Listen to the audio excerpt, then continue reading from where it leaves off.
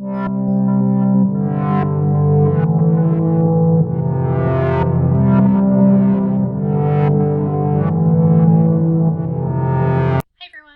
back. So today I am going to be talking to you about how much I ended up spending for the production and promotion of my first full-length novel and my second published novel, Gabriel is Cursed. I'm going to start with production costs. The first thing that I have on here is the rights to my chapter heading, because I had to pay for them. I used like a stock image and got the extended license. So that was about $22. And then I paid an additional $305.49 for developmental editing, $373 for line editing, and then I had another person go through and do proofreading. They also still did some more line editing and a couple of content things that were missed in the previous rounds of developmental editing, and that was $455. I paid $280 for the cover art. It was the same cover artist as last time, and I paid $250 for a formatting software called Vellum. So this will hopefully save me on formatting costs later. And then I got the 10 ISBN bundle for ISBNs. So it was only about $30 for my ISBN, and I paid an additional $25 for the barcode. So this is just for the production of the book, not including the marketing and everything else. It was $1,740.49. which is significantly cheaper than my first book, Spellbound, and this one was double in length. As you can tell, the majority of what I spent money on was editing. I really wanted to make sure that I could make it the best book that it could be, so I had several rounds of editing for this one. Now let's get down to all of the other money that I put into it. For reviews, I'm doing what's called an ARC Blast, where a website that has a lot of ARC readers charges me money in order to give people the option to review my book with their platform. So the reviewers aren't getting paid. It's not violating any Amazon terms of service. I'm using 2 of these services. One of them is $30, and it goes out on the 18th of this month.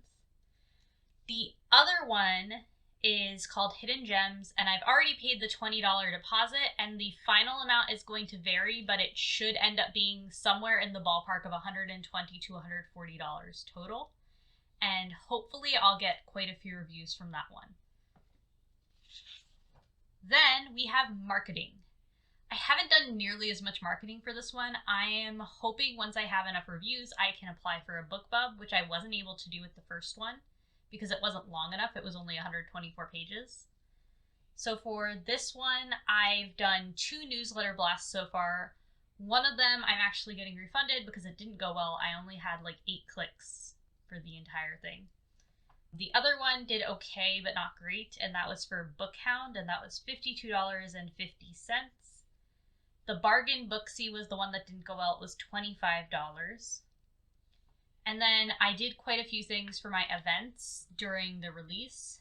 I had $58 that I put into it for character art. So I had 2 pieces commissioned, and each one cost about $20-$30.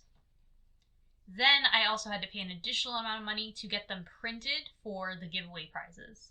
So I spent $39.40 for one round of printing, and that was the one that I did through Canva, and then $17.80 to have some other stuff printed at I think it was at like an Office Depot, and that was $17.82.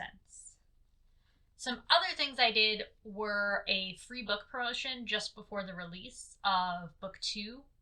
So I did a free book promotion of book 1 just to try to get some read-through going. It didn't quite work out the way I wanted. I didn't get as much read-through as I was hoping for. I did 2 book promotions. One was $18 and one was $20. Those were the free book promotions, and I'm also going to be lowering the price of Spellbound to 99 cents and doing a huge promotion of the first book. And that one's going to be $90. And that's going to go to, I think, like 300,000 people or so. Then let's get into shipping costs. I paid $38.05 roughly on shipping costs. This was a little bit high because I had one poster that I shipped out, and that costs about like $9-10 to ship.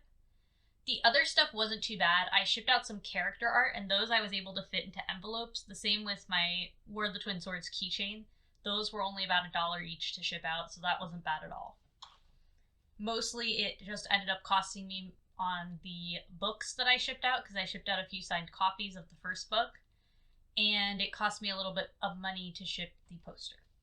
I also did quite a few gift card giveaways, Amazon gift cards, mostly in the like $5 cost. I did, I think, 1 or 2 on my YouTube live stream that I did on the release day.